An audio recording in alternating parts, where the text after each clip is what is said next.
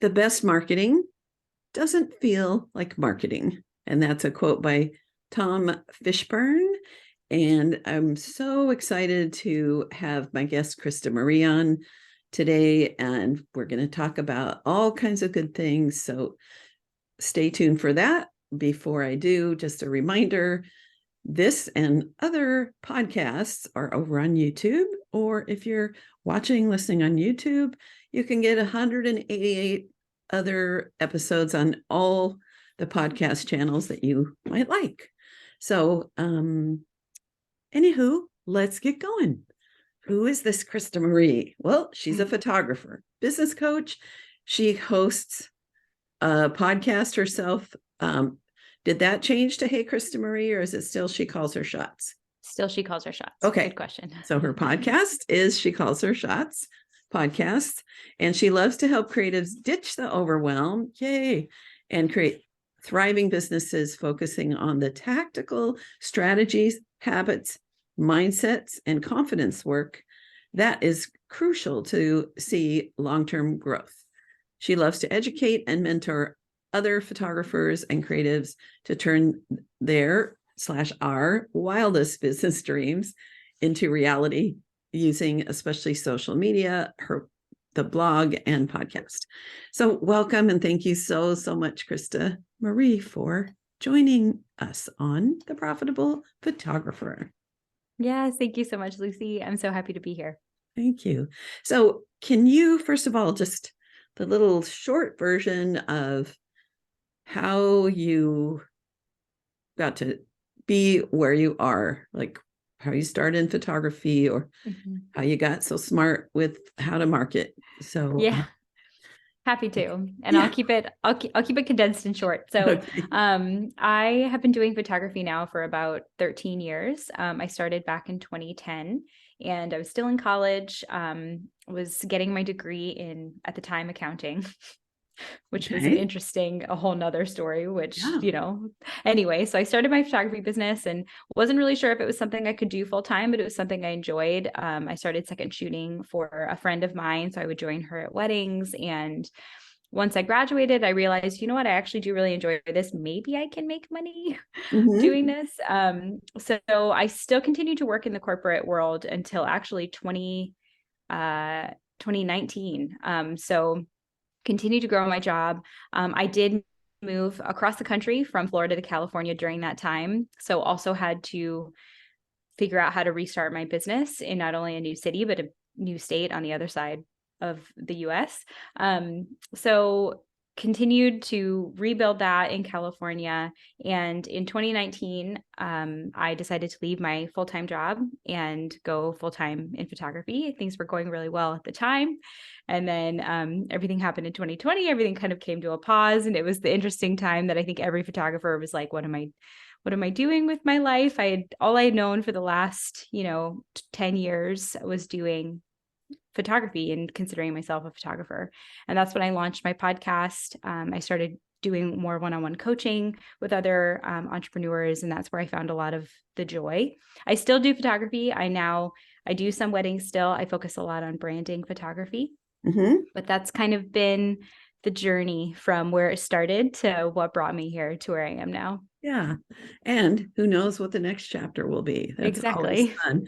So what would some tips be for people that are working a regular job? I'll say a real job with air quotes, because this is a real job also.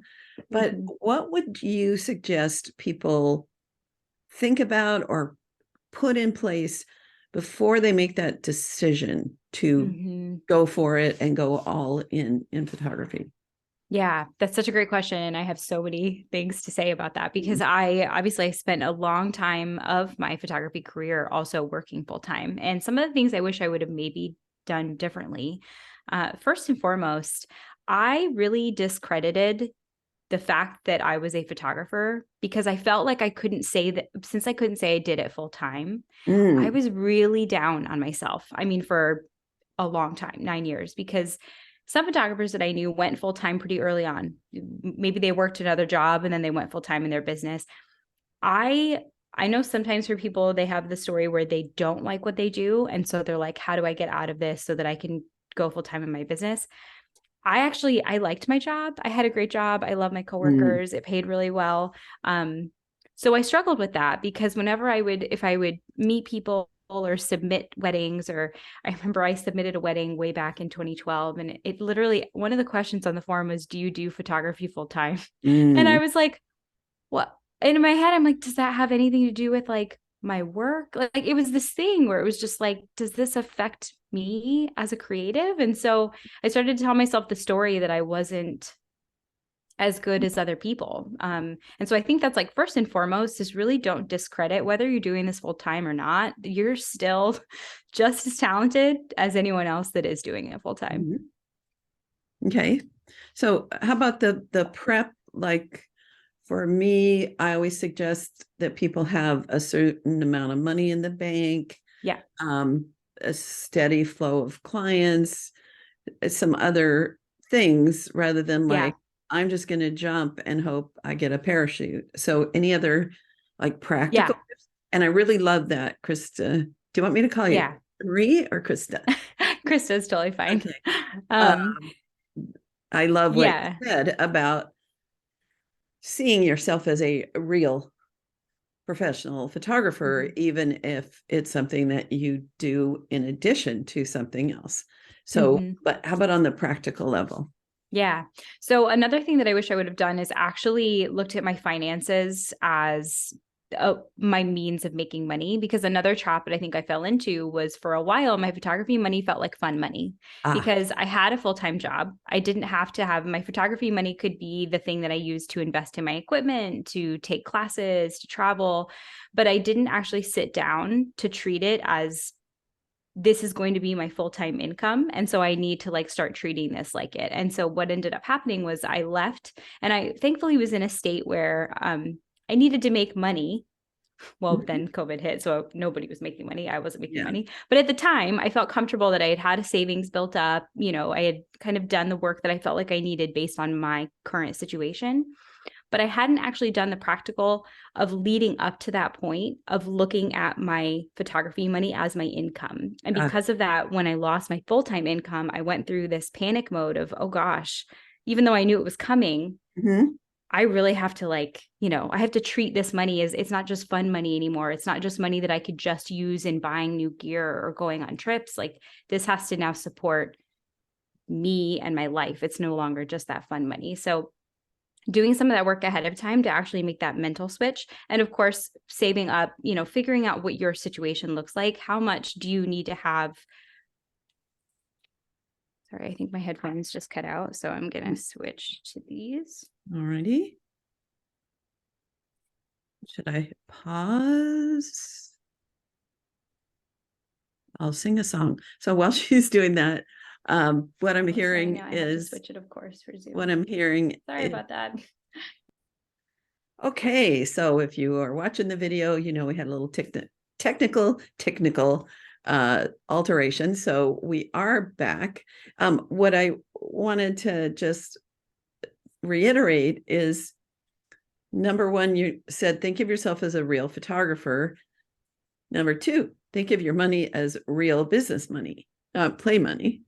And I appreciate that because when people start out and they're doing a very low price shoot and burn, because it feels like, oh, good, I get a couple $100 play money.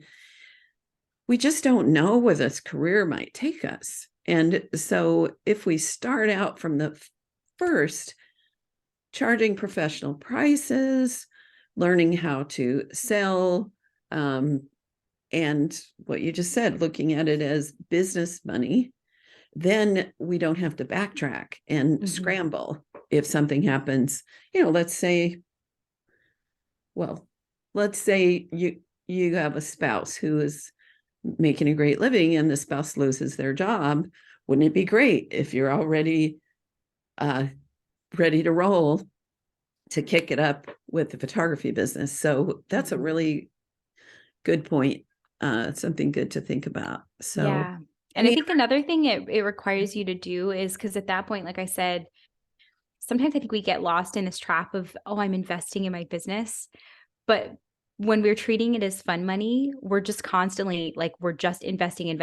We get the money, we spend it, whether it's a Right. course or whatever it might be. And we Mhm. don't really take the time to start to analyze our expenses either. Mhm. So then when we do go full time, and now you have to like actually cover other expenses other than just like having that fun money, it really starts to reframe just how you think about spending and Mhm. noticing your spending habits and your saving habits. And you learn a lot about how you treat money when you actually make that shift. Absolutely. Absolutely. And I think one of the handicaps when we've got a good job or we have a partner with a good job is it is easier not to take this seriously.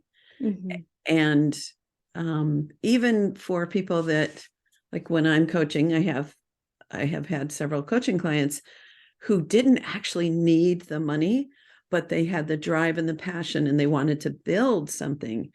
And I found it was more challenging at times to get them to like go all in because they knew their bills were going to be paid. Whereas Mm-hmm. for me, I found myself unemployed. I'd had a little business and my contract was canceled during a recession. And so I needed to make it work. It had just been a hobby. And so I'm grateful for that because it like pushed me. Mm-hmm. I was thinking like a catapult or a launch to have to make it work because I did not want to have to go get a real job again. Yeah. So yeah. Any other, because I have other topics, but it just had come to mind since you said that you had a job you liked and then you Yeah. transitioned. So is there anything else if someone's like, how do I know I'm ready to Mm-hmm. go all in full time? So any other thoughts? Yeah, I think, you always hear you're never going to feel 100% ready. And I think that's definitely true. Whether it's because you don't like your job but you're afraid to lose that income, or you love your job and you're questioning is now the right time. But I think like really the financial side of it and the mindset part of it are like starting to work on those ahead of time to get yourself prepared. And when you feel a little bit like, okay, I do think it's the right time. And then just being able to push past that, that fear, but knowing that you've put in that effort to have things set up, and also trusting in yourself that when I decided to leave, I was speaking to my life coach and I was so afraid, what if this doesn't work? What if I fail? What if all these what if Mhm. questions? And she was like, well, let's play that out. What if this doesn't work out? What are you going to do? Mhm. And I was like, I'll get another job. She's like, okay, that sounds like a great plan. And it was Mhm. like, oh, okay, yep, Yeah. I can do this. I can figure it out. I can make it work. And so realizing that taking the jump doesn't have to be this final thing that you're never going to have another plan to fix it if it doesn't work. Like just trusting yourself to know that you'll be able to figure it out as you go. Yeah. Yeah. I like it.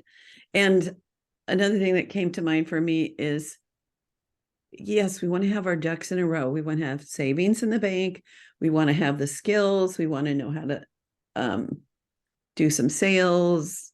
We've got marketing going, but we don't have to have everything. Like, I'm going to wait till my kids are out of high school. I'm going to wait till, like, one of my coaching clients had 3 kids, all of them under 5. And then she had a surprise baby in the middle of all that. And she, within her first year of starting from zero, because she didn't have another full-time career, so it's a little different. But she just was like, I'm just going to make this work. And now she has 2 big pet studios that are bringing in over $1.5 million a year. Wow. Yeah. And but she did not have all of her things. Her husband was deployed more than he was home. She wasn't waiting for the perfect circumstance, Yeah. but she was ready and she was all in. And I'm super, super proud of her. So, yeah. All right. Last, any other thoughts on that before I get into the actual No, I think question? that's kind of those are the big ones, I think. Good.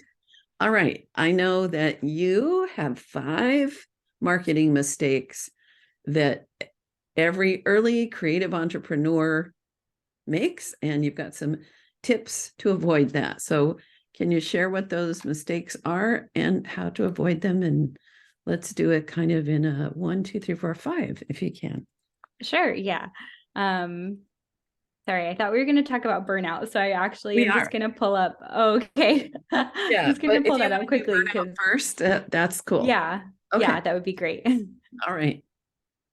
Burnout. How do we avoid that? How do we dance with it? Yeah. So, and that's what I think the biggest thing with burnout is accepting that it's inevitable. It's going to happen. I think one of the things that as photographers, as creatives, we really pressure ourselves into feeling like we need to be in control of a lot of things because anything outside of that control feels scary. So when we start to feel burnout, when we start to feel that feeling of, oh gosh, like I have all of, these weddings or these shoots or these things that I need to do, and I have no motivation to do them. And it starts to put us in this spiral of, is there something wrong with me? Am I like, we like just that loss of control starts to really, I think, make us nervous. So first and foremost, just accepting that we can put things in place to try to help prevent the burnout, but we're likely going to still experience it, even if we have those things in place. And just starting to accept that that's going to be a part of our journey. Okay. And I'm sorry, can you describe burnout? yeah. So a lot of the times, at least for me, I feel like burnout can kind of come in a couple of different forms. The first form is you have truly overbooked yourself and you are working 24/7. You're feeling really stressed out. You have other obligations. And now all of a sudden you have lost the things that you used to be really excited about doing, you now have no motivation for. Like the things that usually bring you joy, maybe you really love going to shoots and editing, and now all of a sudden you just don't want to do it. You have no motivation and you almost have this resentment to it as well. These things that you just like really don't. And then that can start to spiral into, is there something wrong with me? Should I not be doing this anymore? And just recognizing that that's just burnout. And that's something that we have all experienced at some point in time. Okay. And was there a second one or? Yeah, I think the other type of burnout, which I feel like is maybe not as common, but it can also just be, it's like a different type. So the first one is you're overbooked. You're doing the things you love doing, but you're doing it so much that you're burnt out. The other one I feel like can be a lack of doing what you're doing. So let's say you're in a slow season. You're in a season where you're not getting a lot of inquiries. You're experiencing burnout, but it's on the other end of constantly putting yourself out there, like marketing, Instagram, doing all the things, and you're spreading yourself out so thin that now all of a sudden you're burnt out from that, but you're not doing the things that you want to be doing. And so it's like, I feel like as a creative, we go through those two different seasons of you're either burnt out from doing the thing you love too much, or you're burnt out because you're really chasing after the clients to do what you want, but you're not bringing in what you would hope to be bringing in. Yeah, I totally get that. For me, there is a third that comes to mind, which is that it's actually time to change and you keep hanging on. So weddings for me is an example of that. Is I started building my children's portrait business so that I could quit weddings. And I actually wish I had quit 2 years earlier, because those last couple years were like some post-traumatic stress going on, because my heart was not completely in it. And I do too much on a shoot, which is fine when it's a family portrait, but when you're turning yourself inside out more and more and more, at a wedding, that's a lot. And so my recovery, like I had a serious year of a kind of exhaustion, because it was time for me to change sooner. And so yeah, there's different forms and different intensities. So now back at the ranch. So number one, you said burnout is inevitable, and so we accept that. So what's another thought about burnout and avoiding it, or dancing? Yeah. I think it's also remembering that it's going to come in seasons. And so just kind of accepting that, sometimes it creeps it creeps us. Oh my gosh, it Yeah. creeps up on us without us realizing that it's there. Right. And one of the things I've noticed is, especially as goal-getters, is people who are really excited to build businesses, our first thought is to recognize the burnout and then immediately try to push past it. Mm. Or like, oh, I don't have time for this, or I'll get over this quickly, or I'll figure out what I can do, right? Like, how many of Mhm. us are like, oh, I'm sure there's something I can implement that'll help me get over burnout. When in reality, it's like, depending on how far into burnout you are, you actually just might need to like take a really big step back from it. And of course, depending on your situation, if you have galleries you have to edit, and if you have things you have to do, maybe it's figuring out someone who can help with that and actually starting to outsource some of that in that season to give yourself some space. Mhm. But just recognizing that you're going to want to push past it, but the only way you're really ever long term going to be able to recover and bounce back from burnout is if you let yourself actually sit with it and Mhm. understand it and like learn more about it, what your triggers are, how it affects you, the things that you can do to help recover from it. And that's sometimes the most uncomfortable part, is learning that I kind of have to sit with this for a little bit so that I can then get over it and then help prevent it later on. Yeah.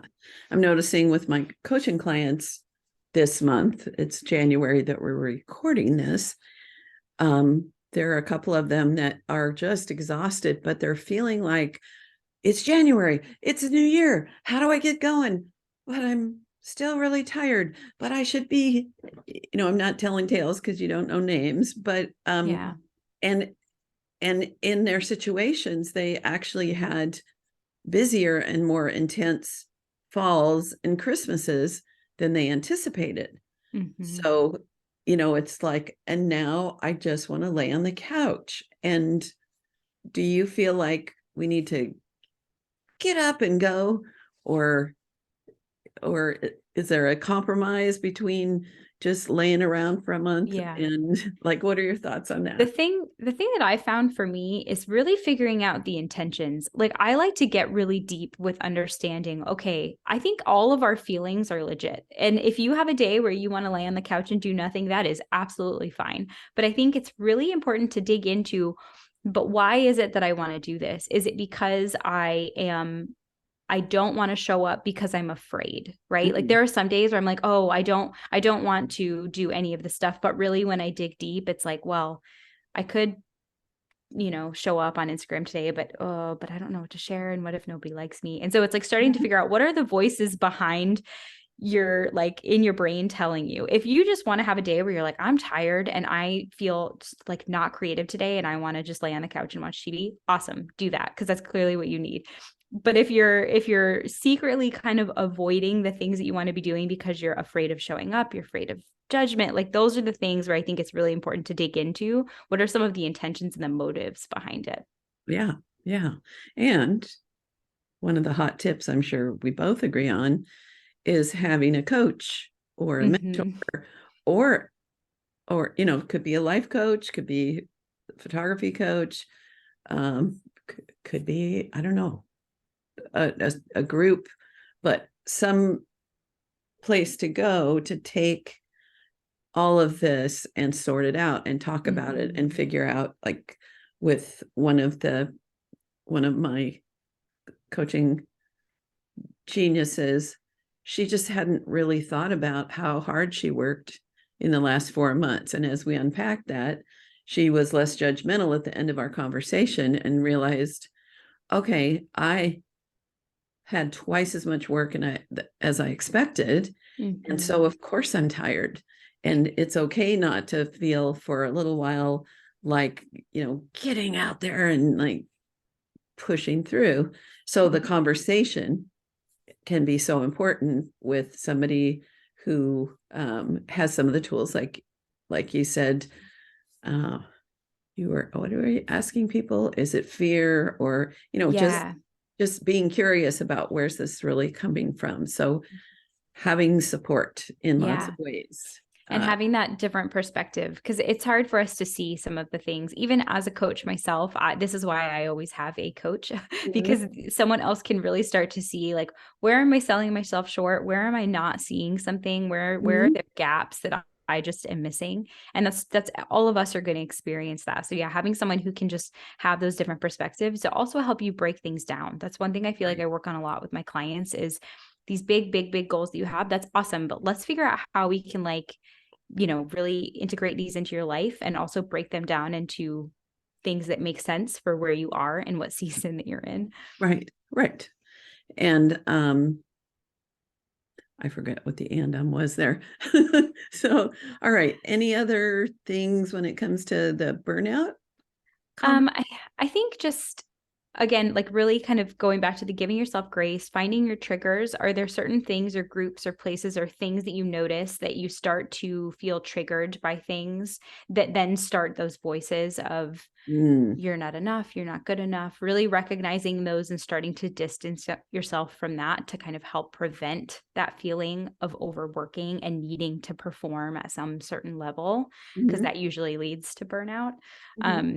Finding someone that can really help encourage you. So maybe it's a coach, maybe it's an accountability partner, someone who also has a business and understands the ebbs and flows and everything that we go through. Because as much as we love our friends who don't have businesses, they'll say, oh, you're doing great. They look at you and they think you're doing so good, all this stuff. And they really don't quite understand what it is that you're going through. And then just relieving yourself. If you're right now, if you're in a season of burnout and you're like, I don't know where to go, what am I supposed to do? Releasing the pressure, whatever timelines you had for yourself. Of course, if you have client galleries and deliveries and deliverables that you need to do, like work with your clients for that. But any of your other self-made goals, timelines, things, relieve yourself of all of that and allow yourself the ability to start fresh and rework it in a way that actually is feasible and maintainable. Yeah. Do you know the term? It's a farmer's term when you let the field go fallow. Do you know that word? FALLO. So look it up.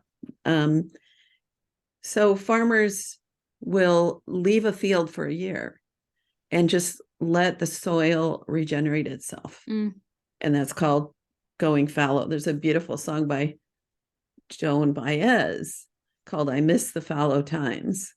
And so whenever I'm feeling like I need to, like, let the dust settle, I sing that song to myself. Like, it's okay. It's actually healthy to have those times. If, like you said, it's not coming from fear and anxiety, but just like sometimes there's a season or a week or a month or a day or an afternoon where we just let things just settle, because then out of it, like last year, I really let a number of things just sort of rest and stop pushing myself. And now I feel renewed and much more productive, creative, enthusiastic about all kinds of things because I allowed the follow. So allow is in the word follow. So I love that. That's so beautiful. And I find that I've actually found now, well, now that it's not raining anymore here, I've really enjoyed every day, because I'll usually, like, I get in work mode and I won't get up for anything. Like I try to not move. And so one thing I've been doing is daily for at least 30 to 45 minutes, getting out, going for a walk and just listening to either like meditation music or just something, no words, no podcasts, no nothing. And it's time for me to ground myself and make sure, because what I found for me is that if I get into super work mode, even when it feels good, even if I don't feel burnt out, even if I'm really enjoying what I'm doing, it starts to creep in though of that, like, oh, I feel like the more that I put in, this is going to be what makes me successful. Like I have to put in the work and then that's how I get it in return.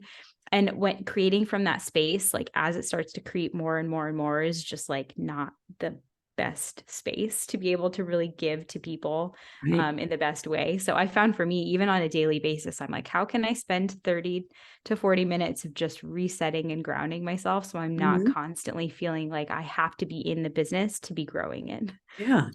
So I love that. Thank you. It reminds me years ago, as when I was still doing weddings, I was active in a 12-step group called Workaholics Anonymous. And what I learned was it wasn't things that I needed to stop doing that made a difference. It was things I needed to add to my life, like the walks, like journaling, like time with friends, artist dates, the Julia Cameron, the artist way. One of the first things she says is once a week, have an artist date with yourself. And what I found as I started to do those, add-ons is then I worked smarter, not harder, and actually doubled my income while working less and doing more of the things that brought me joy. Yes. So it's exactly what you're talking about, just in a more formal, like I was powerless over work and my life was unmanageable 12-step. Yeah. And there's no really brownie points in heaven or wherever we go for being workaholics. No. There's not.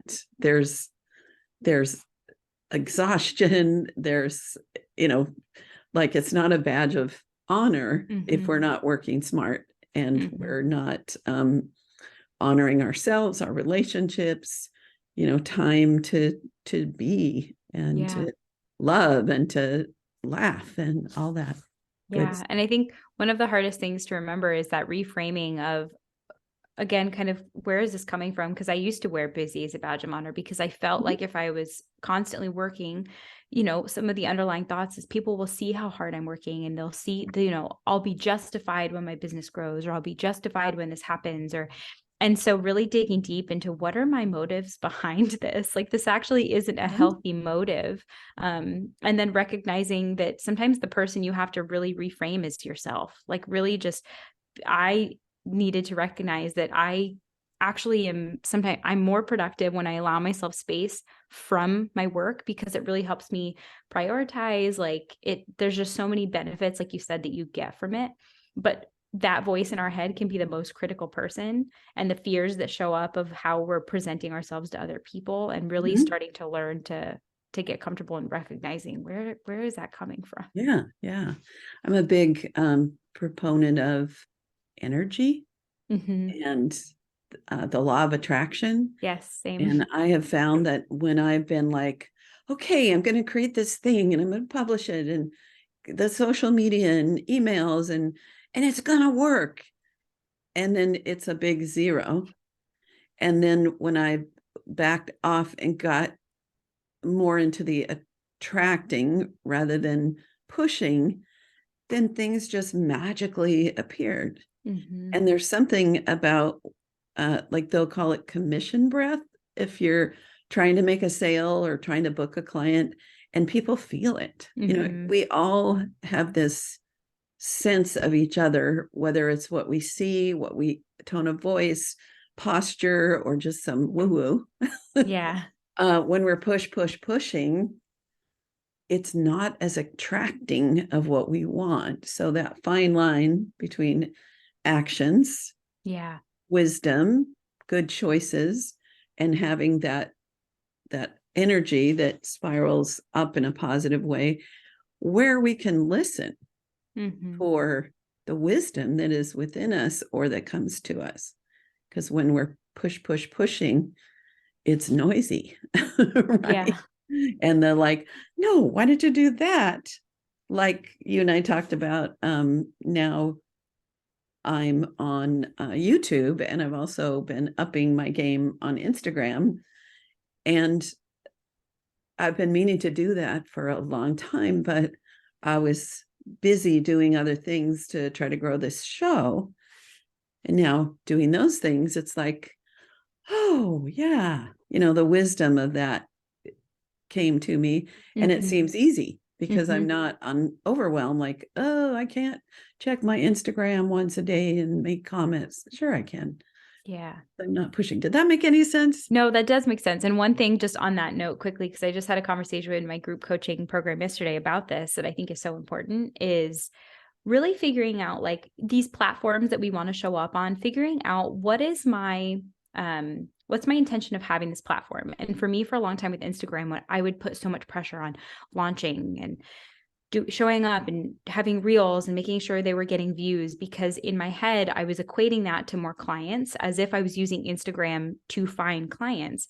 And it wasn't until recently that I realized, you know what, Instagram for me is not like the main place. People can find me, but it's more so a place where people can come onto the platform. They can find my page. They can look at my posts. They can see my stories. They can get a sense for who I am, but I'm not needing people to be, I don't need to be ultra searchable and ultra findable and have all these people. Like, that's not how I'm using it. So why am I treating it as if I need to be showing up and doing multiple posts a day or multiple things? Like, I was putting all this pressure on it when really that's not the way that I want to use the platform. And so, yeah, it's like giving yourself that ability to be like, you know what, I actually don't need to show up in this super stressed way where I need to be doing all the things, and really just getting clear about how do I want to use this platform and how will I use it in a way that feels good to me. And like you said, like sometimes it's just giving yourself that space. Like, I know that I want to do this, but I'm not going to force myself to do it right now. And I'm going to let myself do it at a time when it actually feels like, okay, yep, I have energy to be able to do this. Right. Right. Exactly. Well, do you think we ought to get into some of those 5 marketing mistakes, or is that another conversation for It's probably another, like, I'm happy to go through them, but I do feel like there's probably more context that goes with them. I'm happy to list them just so that people, like, since we brought it up, I can kind of just quickly tackle each of them one by one. All right. So here's a little bonus. So today's topic, yes. burnout, personal exploration, managing your energy, la, la, la, la. Little bonus on this, a little PS, is because this is one of Krista's superpowers is social media marketing, right? Yeah. And making it feel sustainable and something you actually enjoy. Okay. So 5 tips or 5 mistakes or 5 whatevers. Yeah. So awesome. Okay. So the first one, and this kind of ties into what we were just talking about with burnout, but the first one is really trying to reach everyone and not niching down. And I know that some people, we can get really, when we hear the word niche, we think, oh, I have to niche down to this small, tiny market. And then we don't niche because we're so pressured into trying to find the right market. And so it's eliminating all of the pressure of that. But just again, thinking about how you're talking to your clients. In the very early days as a photographer, as a creative, you're probably going to be talking to everyone because you're exploring different types of photography. You may not know what it is that you want to do, and that's 100% okay. But as you grow, trying less to talk to everybody, to be just the person with the camera who can provide photography services to anybody that needs them. That's usually one of the first mistakes, because when you've probably heard it, when you're trying to talk to everybody, you're not really talking to anybody. No one is really actually hearing what it is that you offer. So that's tip number 1. Tip number 2, focusing on too many different platforms or only focusing on one platform. So as far as where you're showing up and what you're doing, people, I feel like, usually go in one of 2 camps. Either you have spread yourself out so much that you can't create enough content because you're trying to show up on so many different places that, again, you're trying to speak to too many people and you're not really getting through to anyone.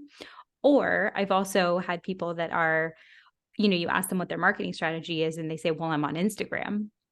And that's always a flag for me, because I'm like, well, is that the only place you're showing up? Because Instagram is very short form content. Again, it's very hard for people to find you. And if you're spending all of your time and energy into trying to get viral with reels or whatever, like, is that really going to be the thing that's going to bring clients into your business? So that's tip number 2, or I guess mistake number 2. Too much. Yes. Just a little thought that I don't remember who mention this, but if we're not going to go in pretty consistently, don't even be on a platform. Because if you go to someone's Instagram, let's say you're really big on LinkedIn and you're just so active and your Facebook game is really great, and then you're never doing anything on Instagram. If I only find you on Instagram and you haven't posted in 2 years, I think, oh, she's not a pro, or she quit, or she moved, or something. And I may never get over to those places where you are, just getting your word out. Okay. Yeah. And that's the whole thing, right? Like sustainability, find the things that whatever that number is for you. For some people, if you have a team, if you have things, if you can show up, if you're really great at repurposing content and you can show up on different platforms, awesome. But if it's not sustainable and it's not something you can keep up with consistently, it's better to just not have it. And that's where having a good virtual assistant or yes, in-person assistant that can keep up with those is worth the weight in gold, because our time's worth $200 to $500 an hour. So get help. Okay. Number 3. Definitely. Yes. Number 3 is waiting for opportunities or clients to be presented to us or to come to us. I think that this is another big one, where as new photographers, we're usually so excited to get clients that we will go to the meetups, we will go to the meetings, we will go to the places, and we will proactively offer our services to people. And then we kind of get to a point where now we're waiting, right? Like, oh, I put up the new website, and then we wait for people to come to us. Or like we have the new Instagram and we wait for clients to come to us, and we kind of lose that service-based. I always talk about it as like this like service-based way of showing up, of really going out there, and you have to invite people into your services. And sometimes I think we forget that, and we just think that if I'm a photographer, people will know that and immediately know that they want to work with me. Right. So I think that's a really big one that I find pretty consistently, is like really remembering, how can I provide value and service to people to then, bring in more clients, bring in more opportunities. So I think that's probably like one of the big ones of the 5. Right. That getting our name out there is not as easy and as functional unless we have some way to draw them to us as well. We're not like, unless you open a shop in the main street in a smallish town and then you're there and people see you. But really getting out there. That's something I work on a lot with clients, is like, how can we get you connected to other people? How can we bring up opportunities that will then lead to more? But that proactiveness about it, I think, is so important. Okay. Number 4. Yes. So number 4, and this is something I see quite often within communities, is asking other business owners what they should be doing, or looking at other business owners and how they're showing up, what platforms are showing up, the ways that they're showing up, and then just emulating that as a way of creating a marketing strategy, which, I mean, as you can guess, is just not sustainable at all. It's funny because I tend to follow, I think we talked about like the Enneagram, or like talking about like patterns. So I'm a 9, which I think is funny because I have a podcast, and usually 9s, like, we don't like to share our opinions. We don't want to rock the boat. We don't want to make people uncomfortable. So, it's like interesting for that. But I follow online and in the world a lot of 7s. And for me, that's funny because 7s have energy just exploding out of their beings. And if I tried to emulate their way of marketing and growing their business, I wouldn't last like 48 hours because I just do not have that type of energy. And so really just recognizing that everyone is just going to work in such different ways. And just because something was a tried and true method way for someone to grow a business, it is not going to necessarily be the thing that's going to work for you. But I find so often, from this lack of self-confidence and this, especially when you're starting off, like we have a tendency to just, well, what are other people doing? And I'll just do that. Right. I so often on Facebook, I'll see somebody post in a group, what should I charge? Or what do you charge? And first of all, there's one group where it's all the blind leading the blind. But I keep hoping I can like throw in some like, hey, if you're charging $200 and you're spending 20 hours and your cost of goods, you're making like $2 an hour, anyway, too much. All the coaching behind it. Right. And that's the thing, is that they ask these questions that they're looking for this right or wrong answer to. And it's like, there's just so much more to unpack there that it can be. Sorry to cut you off. And you don't know people's success. Like, there are people that if you go to their website and you see their pricing and you think, oh, I'm going to copy her. I've heard of her. I think she's successful. she might be broke. She might be Mhm. making all of her money from programs Mhm. that she leads, or she may have a rich husband, or we don't know. So what I think you're saying is you got to look at your own Mhm. goals and how you can achieve what you want to do, and get Yeah. advice from smart business people rather than asking other people that are not Yes. don't know our full story. Yes. Yes. Having someone who can actually look at you as a whole and your goals and everything and your personality and really help you create something that feels sustainable. Yeah, great. Okay. Um, Number 5 before we yeah.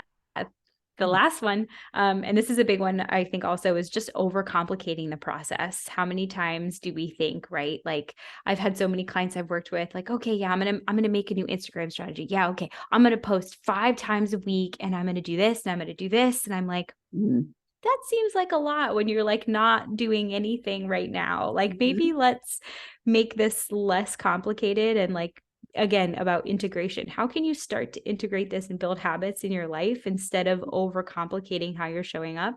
Because you might be able to show up in this really complicated way for a week, but then chances are you're going to fall off, and then you're going to get frustrated, and then you're going to tell yourself the story about how you just can't show up on this platform, or like it just again starts to really spiral down.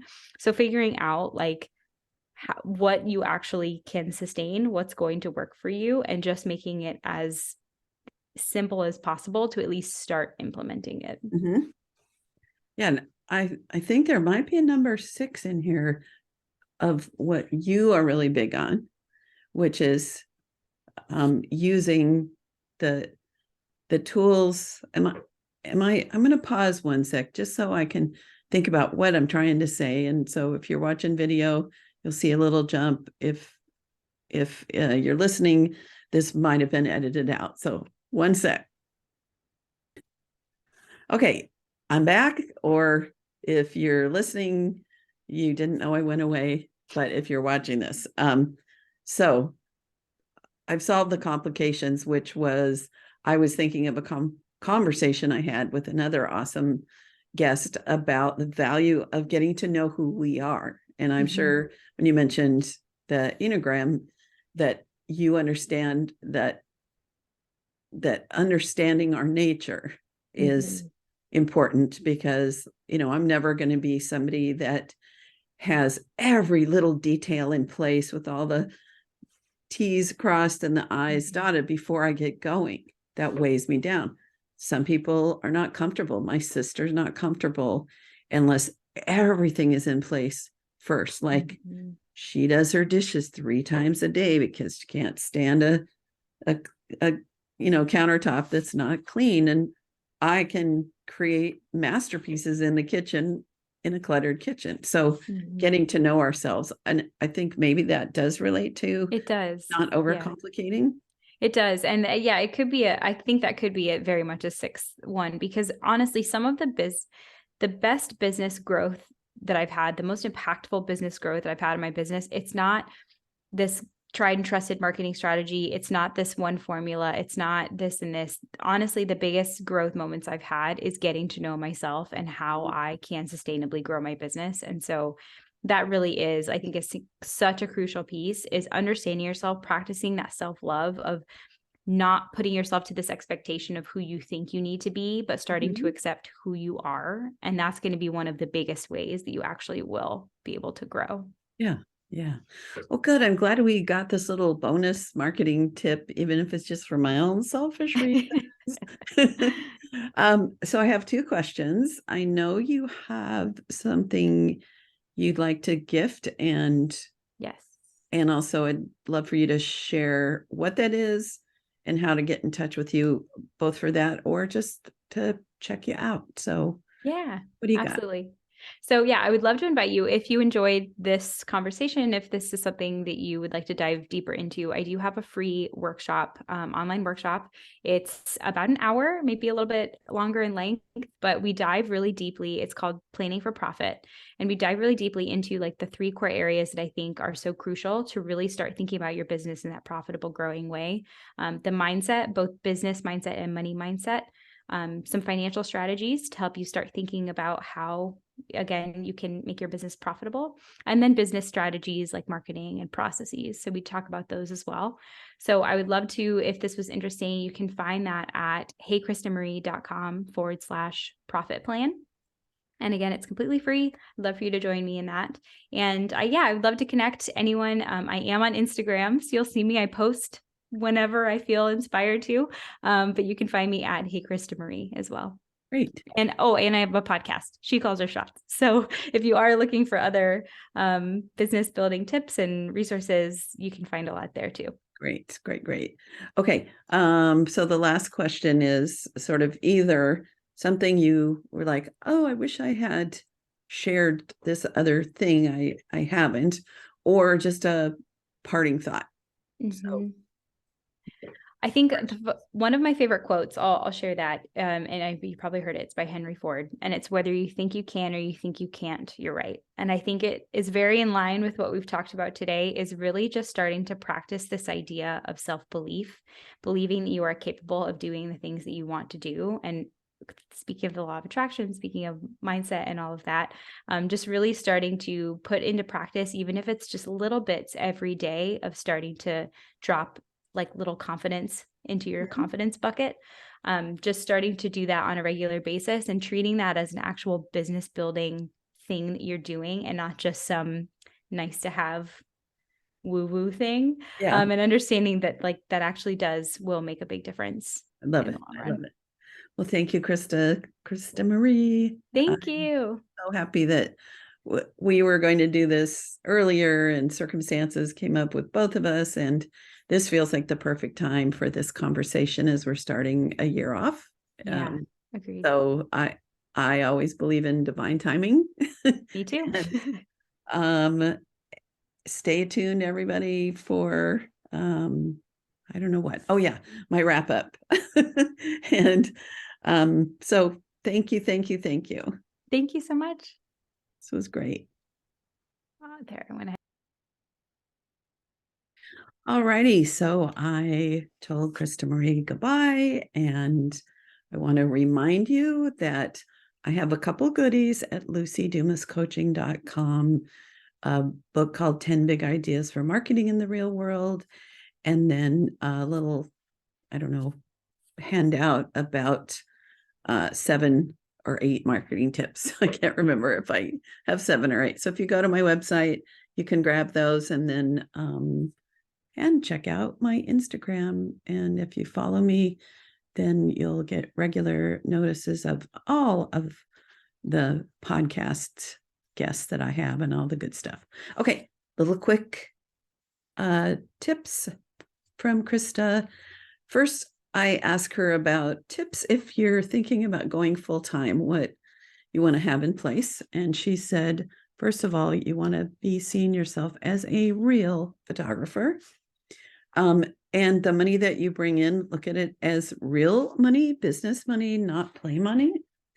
And number 3 was having your financial and your general mindset in line as a professional.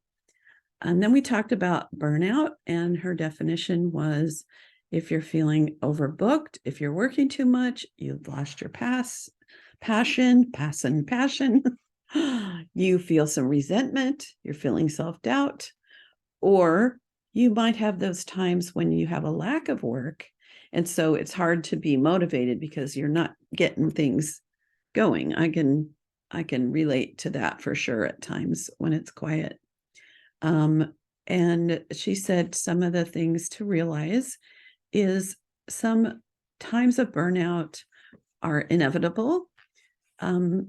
It comes in season. So with most professional photographers, there's kind of a cycle in a year. Sometimes we need to step back. Number 3, she said, if we feel the need to stop or slow down or do nothing, check our intentions. And number 4, she said, find our triggers and release the pressure. Sometimes we talked about sometimes it's okay to just let things go and allow some breaks so that things can regenerate and renew. And then she covered some marketing mistakes. One was being in too many places on social media. Two, not being targeted enough, or maybe it's a flip, but not. Number one was trying not to be everything to everybody photographically. Number two is being in too many platforms and we're not able to put enough energy into all of them. So then all of them suffer. Three is mistake is to wait around for work to come to us. Four, asking for other people's opinions and advice that don't know our full story and our goals and, all that stuff. Five is that we can overcomplicate everything. And then the number 6 little bonus was not knowing ourselves. So when we're not aware of what works for us, then we make marketing decisions that aren't really going to be as successful as we'd like it to be. So that's it for now. And thank you for listening. And I will see you next time.